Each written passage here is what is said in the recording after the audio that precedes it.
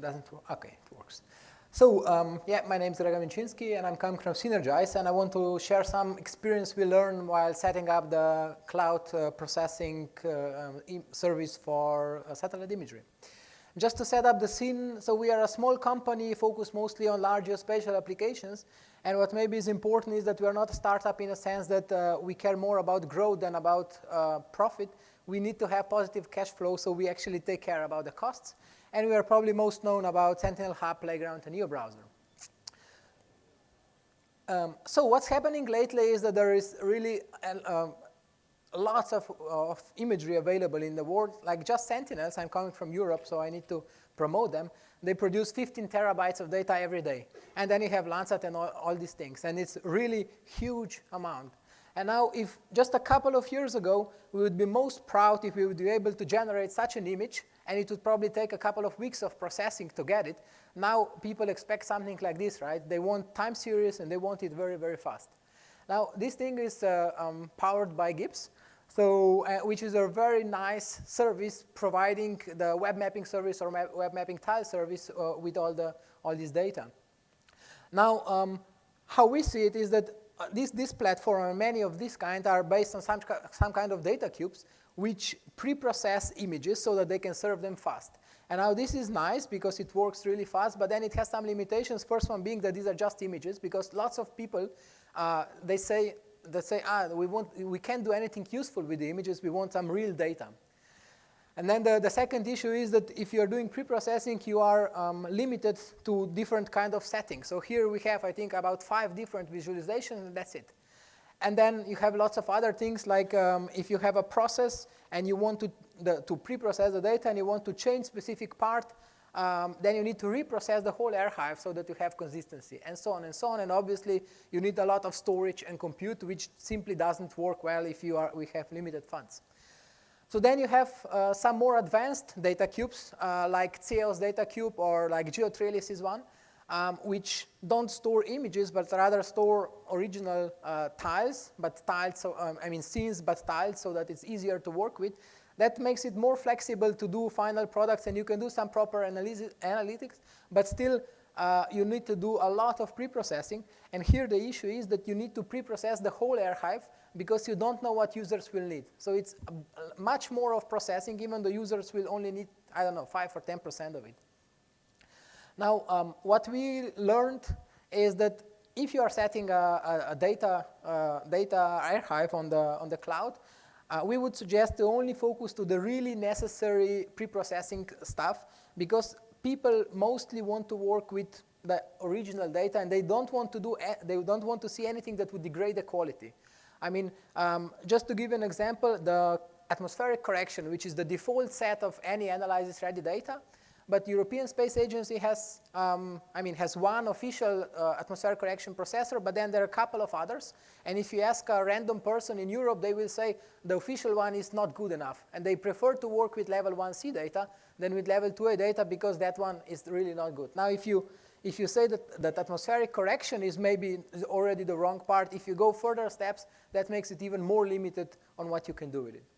Now then, the second thing is the format. We discussed about this in the morning, but I mean, the cloud optimized geotiff is a kind of a data cube, right? It has all the necessary parts. It has the tiling, it has the overview layers, and it has the information where things are. It's not the only one. You have JPEG 2000 and HDF, which are as good because they both support streaming. Maybe the cloud optimized geotiff is most widely adopted by the open source community, and you have lots of tools available to work with the data easily. But basically, all the further steps from the cloud optimized geotiff on can be really done on the fly. Now, with the use of some fast storage and the compute, you can do practically every step, like decompression, reprojection, filtering, compositing, whatever you want, time series. Now, you can do really everything. Like INSAR interferometry, that's something that you cannot do on the fly because it takes hours to process the data. But there, with these kind of processes, basically the time it takes to get the data is irrelevant, because if you spend a couple of minutes downloading the data and then a couple of hours of processing, it doesn't change anything. So Sentinel Hub is kind of an example of how this on-the-fly processing works. And we put a lot of effort into connecting it to different data sources. So instead of harmonizing the data sources to get the the generic data cube. We rather fine-tune the software to work with each individual data source, either Sentinel, Landsat, MODIS, Planet, or whatever. I mean, for each of these, you need quite a lot of time to make it work, but then it works, and it works in a generic manner, even though you change some steps in the process. And then we expose the services over OGC compliant interface or proprietary services so that you can integrate them in any web application, and people use it mostly in terms of the web developers and so on. Now, if you're not familiar with Sentinel Hub, I would suggest that you go to Sentinel Playground, which is a very simple Google Maps-like application where you can go anywhere in the world and you simply get the latest Sentinel-2 scene. And you can look at it through different visualizations like NDVI or NDWI or whatever. And you can set the date and you can look at each individual scene that was ever taken, and you can do this in a couple of seconds. And if you are an expert, you can do even if you are you can even do your own composite to see exactly what you want to see. Now, what is interesting is that a couple of years ago, this could only be done by big industry players like Google or ESRI. But now, I mean, we were able to do it, a small company with very limited funds. We were able to do it in a way that we can even offer this for free, this kind of application. Now, you can do time series as well. You can do it from the web browser. You can do it from the API. You can do the statistical data. You can get each individual pixel value in any form you like, and then you can work further with it. And you can do some multi-temporal analysis. For example, this is a normalized burn ratio before the fire, and then after the fire. And then you simply set up simple script which takes the both data and they deduct one from the another, and you get the damaged area in an interactive manner. And all of this is done really fast. Now, auto-rectification, that's a step that you can do on the fly. It takes about 1 second, and you have from the non-auto-rectified image, even though we have to go to the Amazon for digital elevation model data of this specific area. So all of this can be done really, really fast.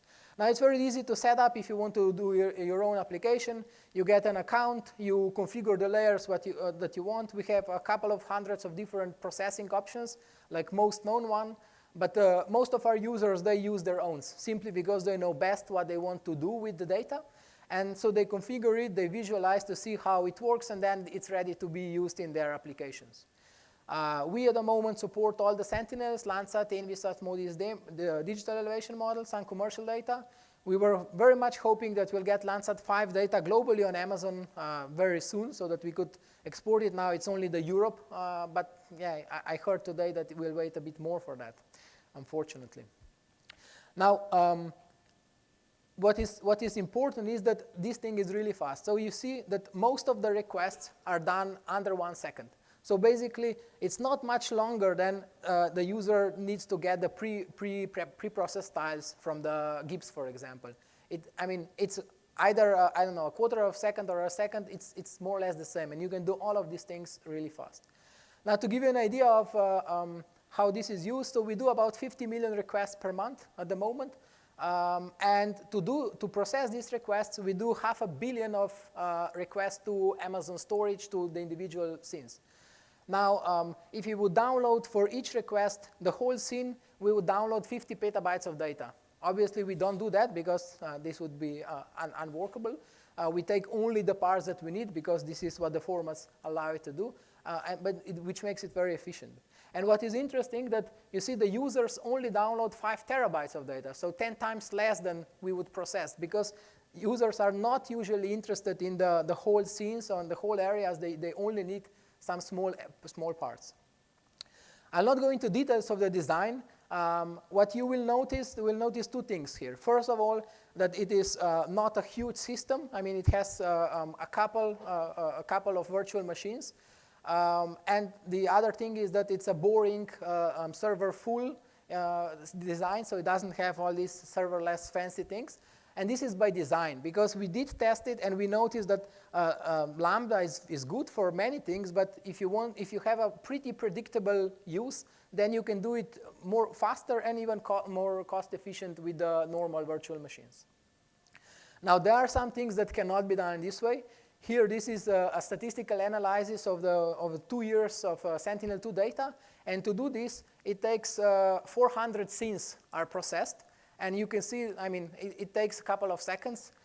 But so if you do this, you need to download 110 gigabytes of data. And now this is something that you can really not do with one server. So for these kind of things, we do invoke lambdas, a couple of hundreds of them, so that this can still be done fast enough for the users to get the data. Now that's maybe an interesting slide to see how much such a system costs in terms of the operation. So this is a monthly cost. And so maybe the interesting part is the storage. So even though we kind of open 3 petabytes of data, we pay, what, $600 for that, obviously, because there is the open public data sets available. They're free to be used. And by the way, from these $600, half of it is not storage, but rather the GET requests, which we do so many of them that they stack up to a reasonable amount. The data transfer part is also interesting. About a quarter of that is the data traffic between the availability zones. And this is because of lambdas. Because if you're using lambdas, you can't control where these are. And then basically you're paying for the data transfer if there is a requester pays, right?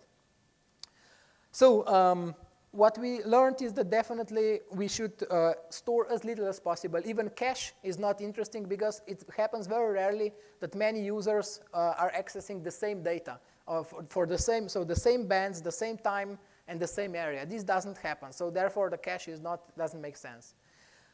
We operate 2 systems, one in Frankfurt where there's Sentinel data available, one in US West where there's Landsat data and MODIS available. And I think it makes sense both from the cost perspective and performance to have systems very close to the data so that you can optimize on the data transfer. The requester pace is becoming kind of a norm with these data sets, and I think that's okay. You can work with that because if you build it close to the data, then it's not expensive. We use spots. About half of our virtual machines are spots because they are very cheap. But that being said, it's impossible to rely on them because their availability is going up and down, and you really don't know whether they'll be there or not. So therefore, we have half of them are like on-demand ones. S3 is really fast. I think that's something we were amazed of. And what is important is that the more you use it, the faster it gets. So if you have your data and you put it on bucket and you share this bucket with others, basically you'll get the faster performance with no cost because I mean other people will use it. And as mentioned, Lambda is not the best for everything because you have a latency to initialize it, and you have the data transfer cost, and you have the limitations and so on. I mean, if you use it smartly, you can do a lot with it, but not for everything.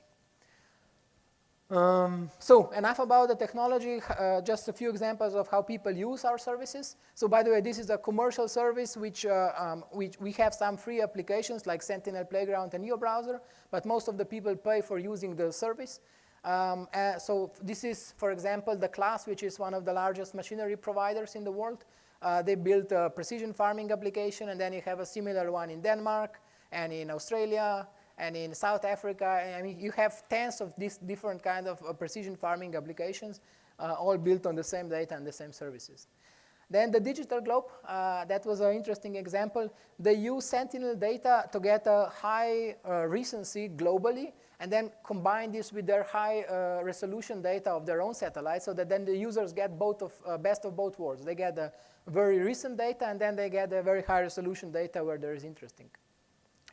People find landslides, floods, drought, iceberg monitoring, wildfires, volcanoes monitoring, everything you can find there. Some people just look for art. Our planet is full of it. Now, what we are working on now is making it easier to work with machine learning. So first of all, we integrated with it Python and all these Jupyter notebooks. And then we did the EOLearn, which is kind of a bridge between the EO data and the standard machine learning frameworks like TensorFlow, MXNet, which are not fine-tuned for EO data, and this makes it easier to work with it. And that's our first prototype, kind of the global monitoring of water resources. Now, all of this is possible only because we have public data sets, so thank you for all the data providers who are putting data on and making it available free of charge. We would like to do this with the commercial providers as well, but their business models are still not good enough for that, because it's a bit funny that we have trillions of pixels and then you still need to buy the whole scene. I mean, this doesn't work, right? The data providers change their data too often. I mean, they change the formats, they change the metadata, and this puts a lot of work. So after we set up something, that's just the beginning of the work. Then we need to maintain this for all further weeks and months, so that our users don't need to do that. There is one challenge, which is in the remote sensing work, is that most of the algorithms are done for the scene level, atmospheric correction being one example, and they don't work well in the big data world then. Anyway, I strongly ask and suggest to have more public data available on Amazon. Maybe I would even suggest that instead of putting budgets to building data portals, that you simply put the data on the cloud and then let other companies do their own portals, because they do it without cost attached. And that's it. Thank you very much. If you're interested, some links, and thank you.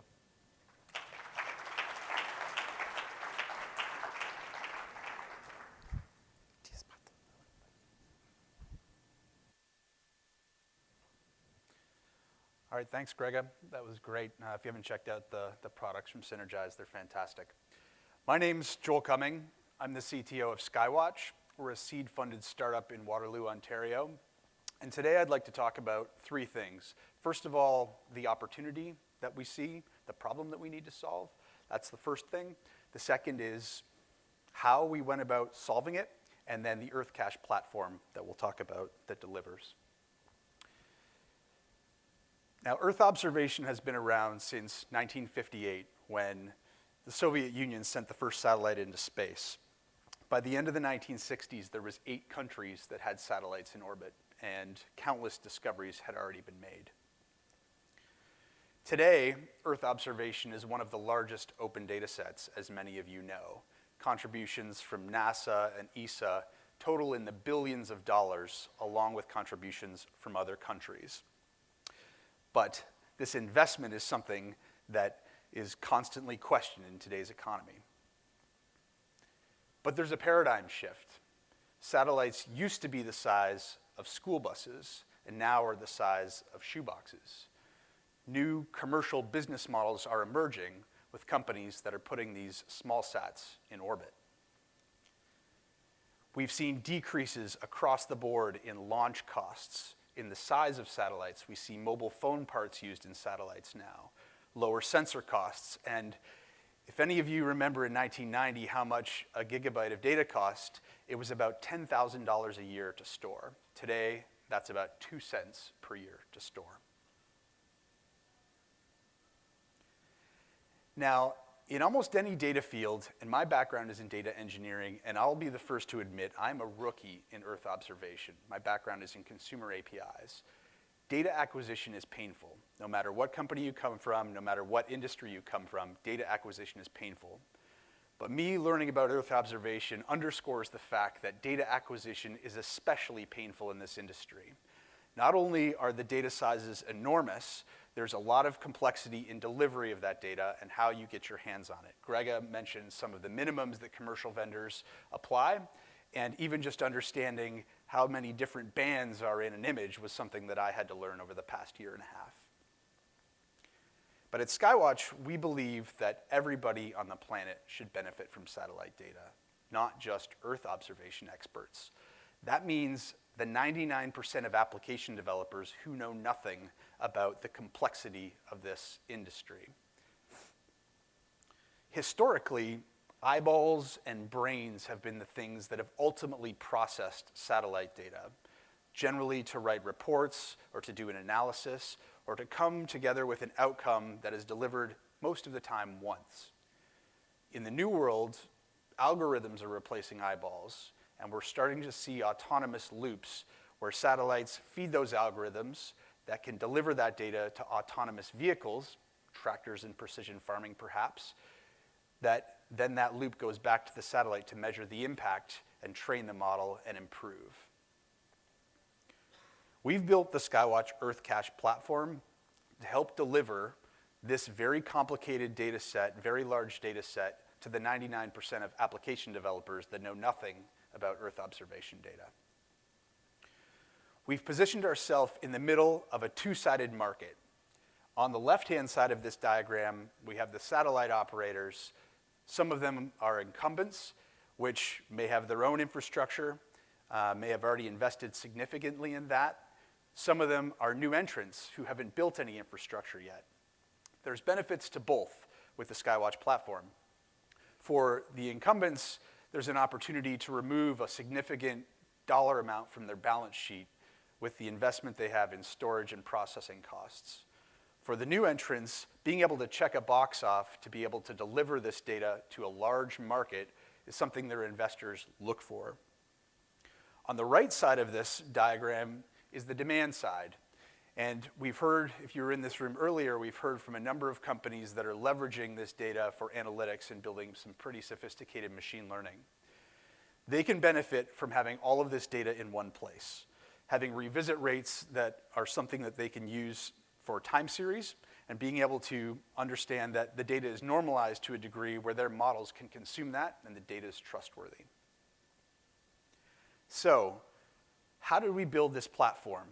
About a year and a half ago, I joined SkyWatch and had an interesting problem. It was a good problem and a bad problem at the same time. It was, there is no code, there is no system. How do you build it? So we knew we had to take a couple of things into account. The first being a goal of not doing any significant system refactoring for the next 5 years. How could we choose an architecture that we felt we could bet on for the next 5 years? The second was, how do we think about systems in the past that we've worked with, many of them monolithic systems? Some of that system may have worked well, some may have not have worked well. How are we going to iterate and improve on a system in the next couple of years in a way that scales with the company? So we developed our engineering principles. We post these on the wall at our office, and they help us make decisions every day. The first decision we make was to employ a microservices architecture.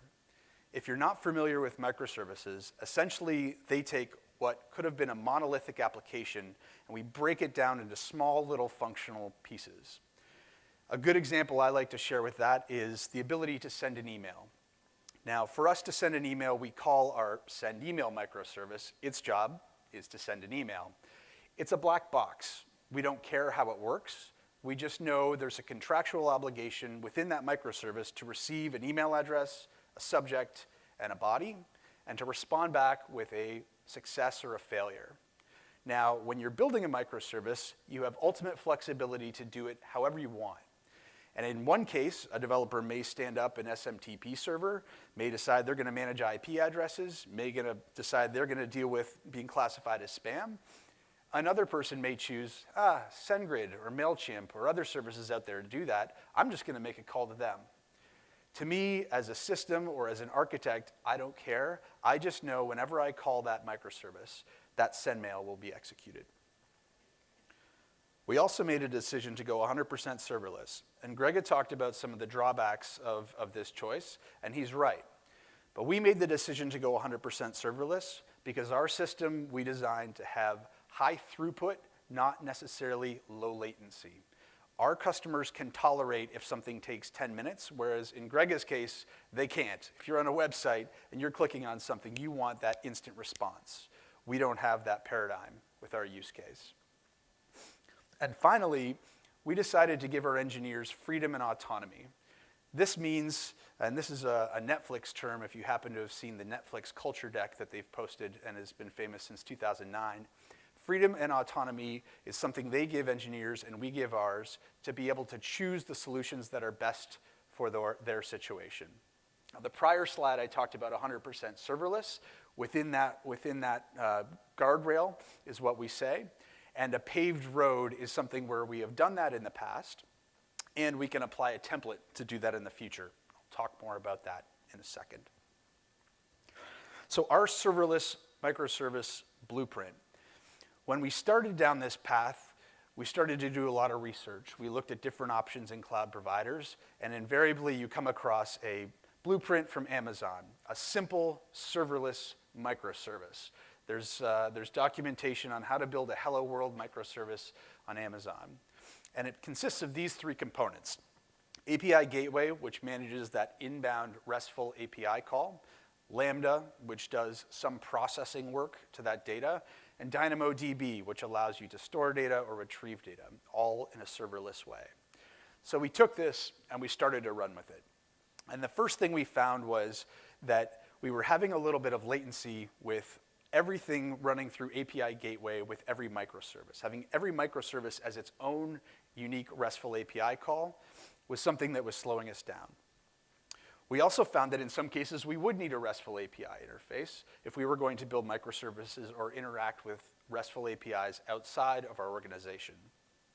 So we added to our serverless template, and we built something called our discovery service. And actually, I believe Amazon has a tool for this now. At the time, they didn't.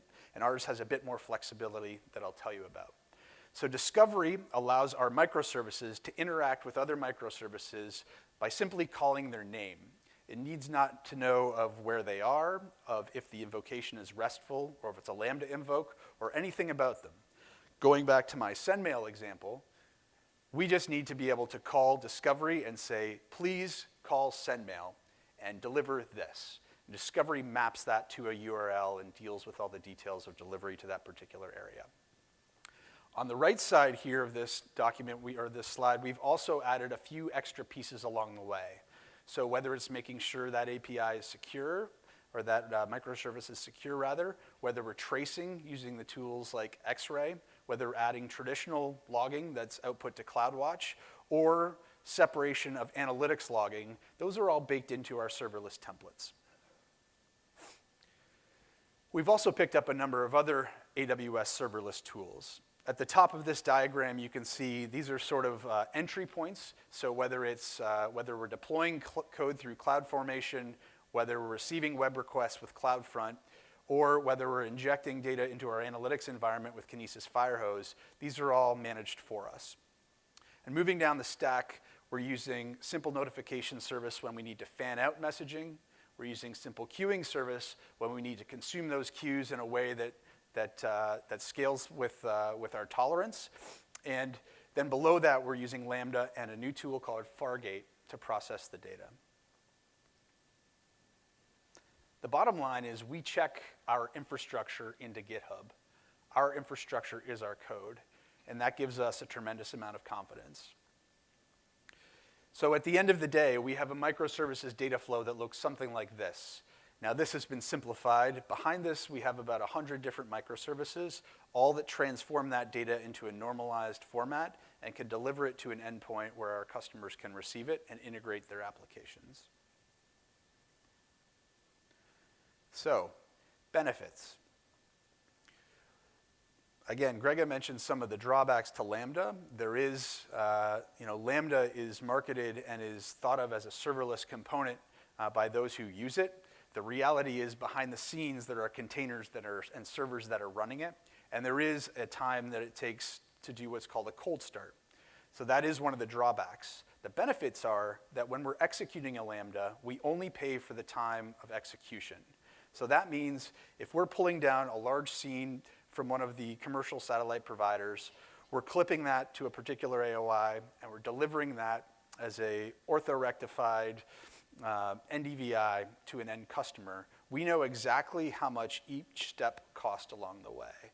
We no longer have to have a large fixed cost of infrastructure that's running in the background for peak loads, even when that may mean we can scale up and scale down. We heard earlier that sometimes isn't practical when there are spikes. But we can now transition that cost into our unit economics and understand our margins much better as we're delivering these products to our customer. We also have the benefit of not having an ops team. And Amazon has already eliminated many ops roles related to infrastructure.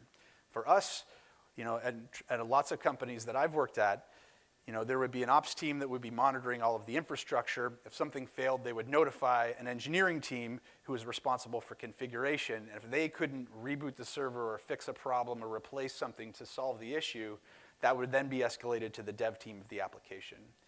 We've eliminated the ops and the engineering team from the perspective, and we only have our developers who are responsible for building and owning.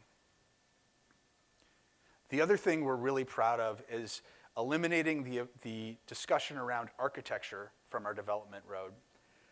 Having true customer empathy, our developers can understand the problems that our customers are facing and design solutions for them, as opposed to debating different types of operating systems or hardware that they need to employ.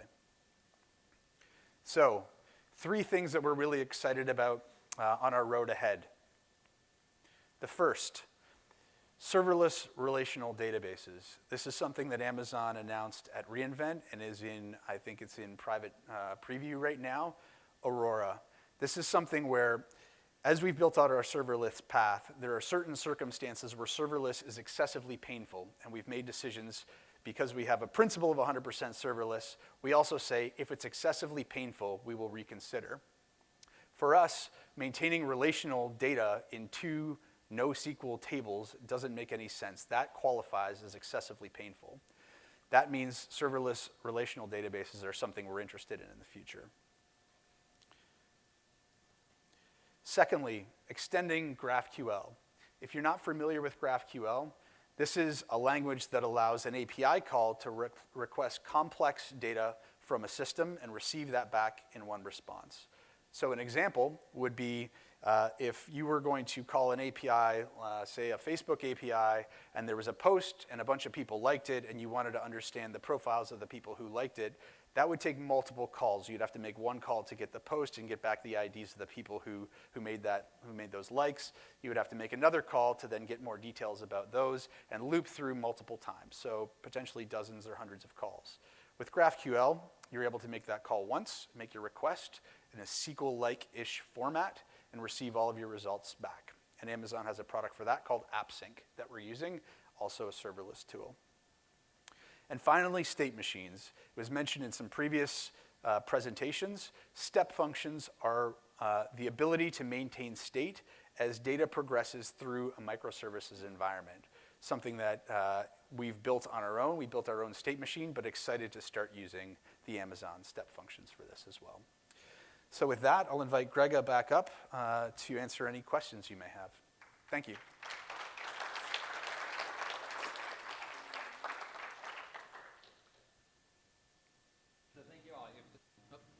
If somebody has a question, we can bring the mic to you.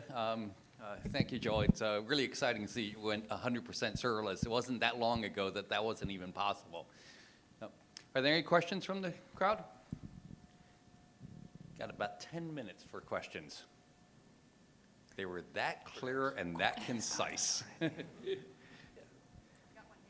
Anyway, one right here. Thanks. Hi, Grega. You mentioned that one of the pain points is that the metadata changes a lot. Where do you see, and I saw the mentions of COG there for formats that are a little bit more consistent, I guess. What do you think of things like the emerging stack specification for standardizing that metadata and the potential of that? Do you think it's going in a useful direction, or what do you think? I think that it's definitely going into a proper direction, and we are fully supporting it. I'm not sure that it will solve everything because things change, and even if there will be a stack over it, it will probably still do some changes. But I think every step in this direction will make it easier for the users to actually use the data in an efficient manner.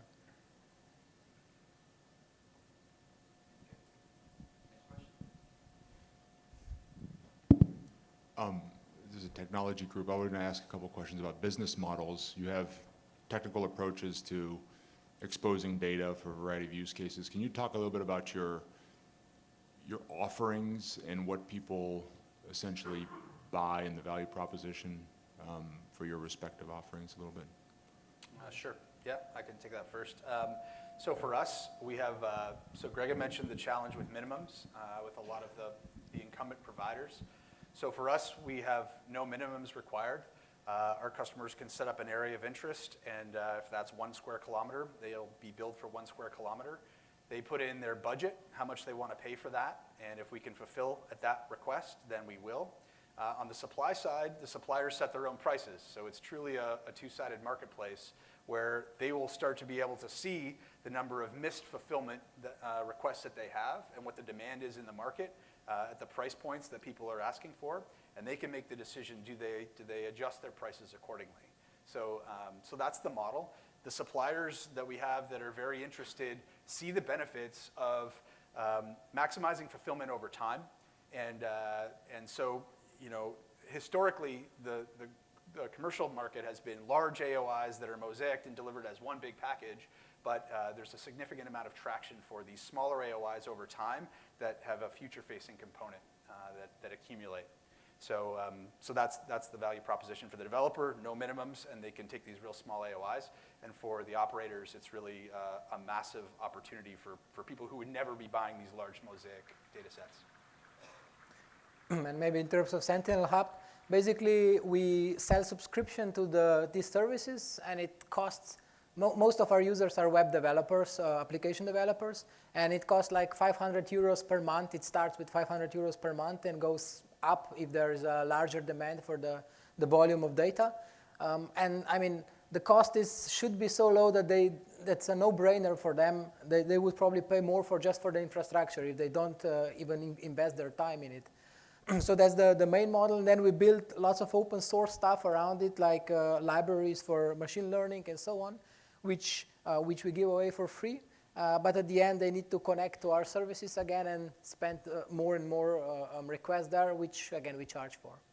That's the business model. And then, as mentioned, we have free tools simply because we noticed that the limitation is that people are not aware of the value of the remote sensing data. I mean, we have a very small niche of remote sensing experts, but 99% of people have no idea about it. So by introducing Sentinel Playground, for example, this opened the eyes to lots of people who have no idea, like a part of Google Maps. That was the only Earth observation thing they were working with. And now they can see the most recent data all across the globe, and they see the value, and they can see multispectral data, and so on and so on.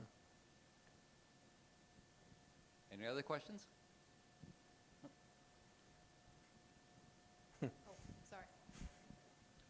Hi, do you have any issues in terms of reliability and integrity of data? You get data from a lot of public sources, but not all may be as trustworthy one from the other. So I'm just wondering if you choose, your customers choose, do you care?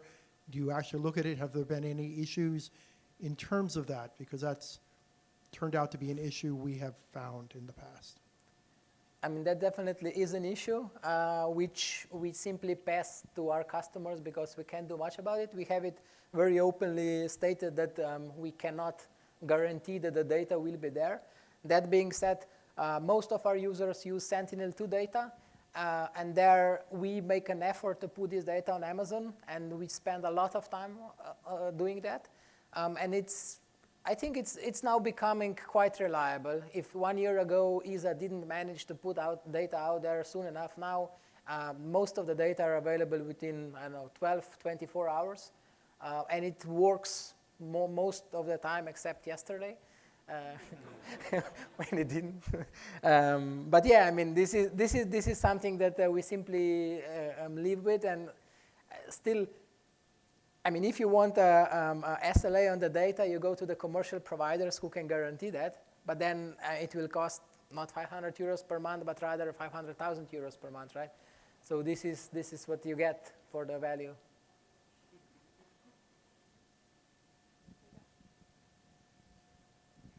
On the topic of Lambda, what are your opinions on tools or services that transform otherwise serverful web applications to be run on Lambda? You're talking about like a web front end? Like tools like Zappa, something that transforms like a software package that you would otherwise run on EC2 or Beanstalk and just redeploys that on Lambda. I think it really depends on your use case. So I mentioned Fargate, but didn't talk a lot about it. And Fargate is this capability of running a task on a container. So if you take a large scene, the only way you can get it to run on Lambda is you break it down into very small pieces and you run it in multiple Lambdas. And then at the end, you have to assemble those back together based on the area that that you've clipped. Depending on the source, you know, some of our sources are 12 gigabyte products that we're dealing with, and Lambda just doesn't work for that. And so basically there's a 5-minute timeout, as well as a 3 gigabyte memory limit, and there's a few other constraints. But Fargate allows you to have, I think, 10 gigabytes of memory, up to 4 virtual CPUs, and a long running, you can have it basically run as long as you want. So you instantiate a Fargate task, it'll run, it'll do the work it needs to do, and then at the end it will tear itself down, and you never have to manage, you know, servers or EC2 instances behind that. So I don't know what your use case is specifically, and in those cases I'm not familiar with those tools, but I think, you know, if you can break something down into small little pieces that are going to run in 3-ish minutes, because you want to give yourself a buffer up to that 5, Lambda is a good option. Fargate is a good option as well for long-running jobs that, you know, you want to keep serverless. Anyone else? One more?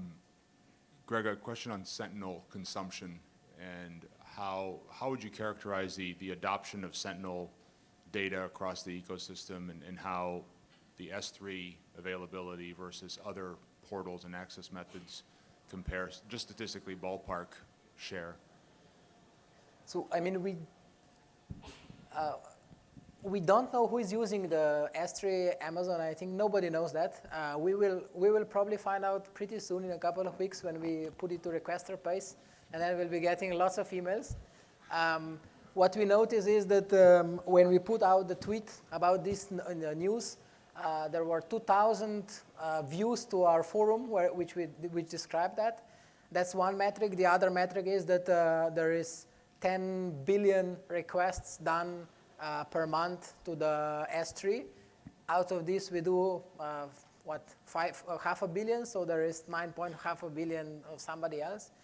I mean, it's obvious that most of the people who run operational applications and are capable of running cloud, they use definitely S3.